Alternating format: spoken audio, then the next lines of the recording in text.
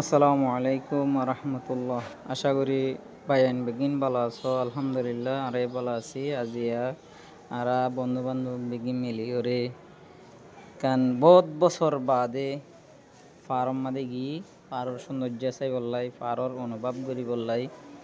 তো এই আল্লাহ দিয়ে সৃষ্টি হদিয়াং কি ভাই আসলে দুনিয়ার মাঝে চাইলে বোঝা যাবে, যাইলে বোঝা যাবে বুঝজন, ন যাইরে চাইলে বোঝা নজা।